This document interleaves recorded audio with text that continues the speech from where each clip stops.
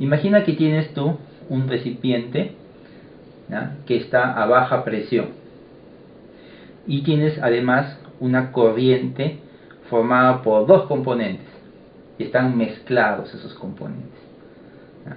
Y esa corriente formada por dos componentes está a una presión más alta que la presión de ese tanque. Entonces tú mandas ese líquido que está a presión alta, lo mandas hacia ese recipiente que está a baja presión. ¿Qué va a ocurrir?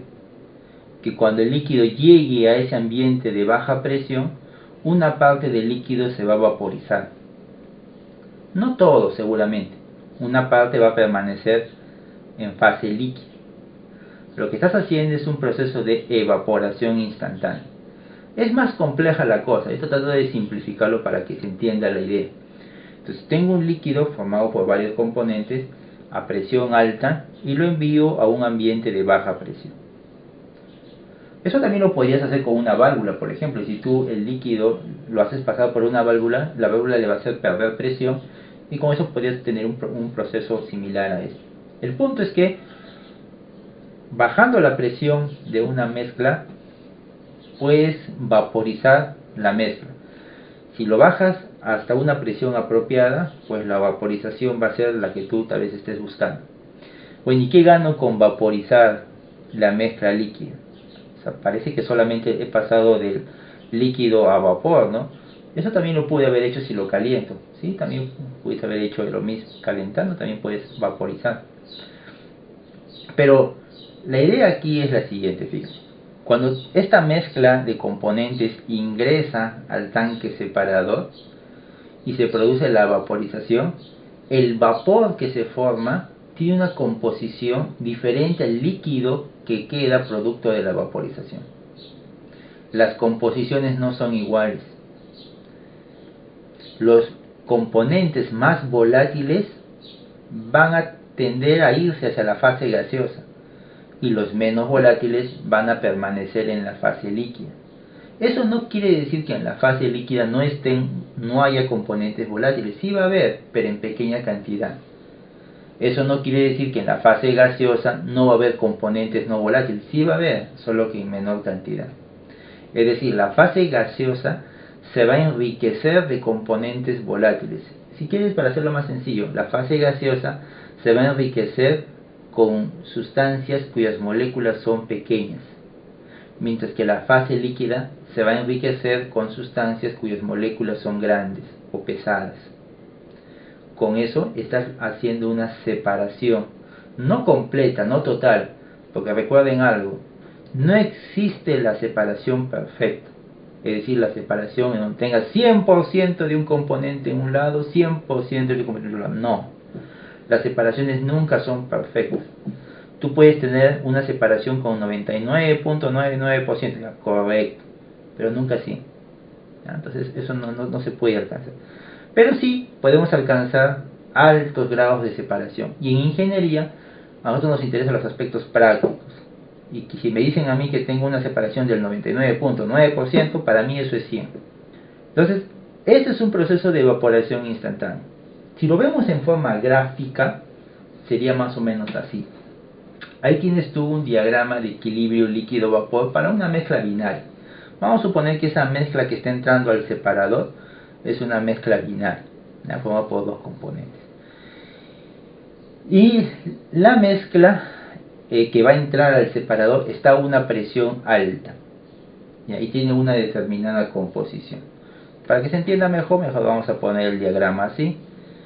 Y vamos a considerar que tu mezcla está a esta presión y está a esa composición.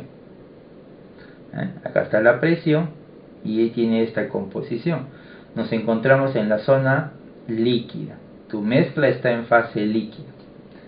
Esa mezcla en fase líquida lo enviamos a un tanque separador, un ambiente en donde la presión es baja. Por lo tanto, ¿qué va a ocurrir? La composición no va a cambiar, ¿no? La composición va a ser la misma. Lo que va a pasar es que va a bajar la presión.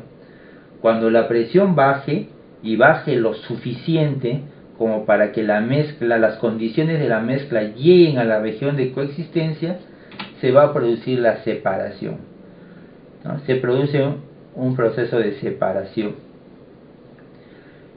Una corriente gaseosa y una corriente líquida. La corriente gaseosa va a estar en equilibrio con la corriente líquida.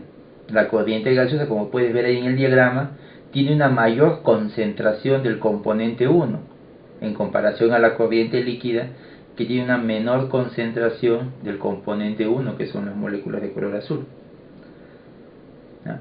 Eso no significa que la corriente gaseosa sea únicamente moléculas azules. No, va a haber algo de la otra sustancia.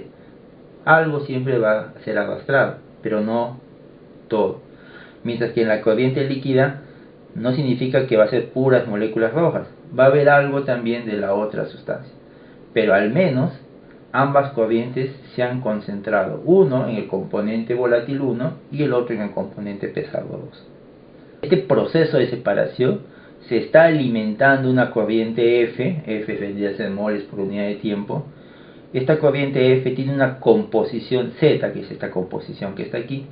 Cuando pasa por el tanque separador se produce la separación. Tengo una corriente cuya composición gaseosa es y cuyo flujo molar gaseoso le voy a llamar D, mientras que por aquí tengo una corriente líquida cuya composición es X y cuyo flujo molar de la fase líquida pues vendría a ser la diferencia de la alimentación y del vapor. Si tú restas a esta alimentación restas el vapor, tienes la corriente líquida, ¿no? ¿Cuánto vapor se ha producido respecto a cuánto líquido? O respecto a la alimentación. Entonces ahí lo que tú estarías preguntándote es ¿cuál es tu fracción vaporizada? De toda esta materia que está entrando al separador, ¿qué parte se ha vaporizado? No estoy hablando acá de algún componente en particular, estoy hablando de todo el conjunto gaseoso. ¿Qué parte de toda esta masa corresponde a esto que ingresó aquí? Esa es la fracción vaporizada. Y eso lo puedes calcular con esta ecuación. La fracción vaporizada de la fase gaseosa está dado por el flujo molar de la fase gaseosa sobre el flujo molar de la alimentación. Si tú haces un balance de materia para el componente I, para el componente 1, el componente 2, el 3, el que sea, pues el balance de materia va a ser bien sencillo, ¿no? Va a ser la entrada al separador, que es esto, menos la salida del separador, que son estos dos. Lo que entra tiene que ser igual a lo que sale, es un simple balance de materia. El resultado va a ser esto. Aquí está tu balance de materia. Esto debe ser igual a la suma de estos dos. Esto igual a la suma de estos dos. Este F pasa a dividir, divide a este y se convierte en fracción vaporizada. Divide a este y se convierte en fracción vaporizada, divide a este y se convierte en 1. Ahí está tu balance. Esta ecuación que está aquí se puede arreglar un poquito mejor y lo puedes escribir así, como una función igual a 0. ¿Y cuál es el objetivo de escribirlo de esa manera? Que así como está, puedes tú desarrollar cálculos de evaporación utilizando ecuaciones de este tipo.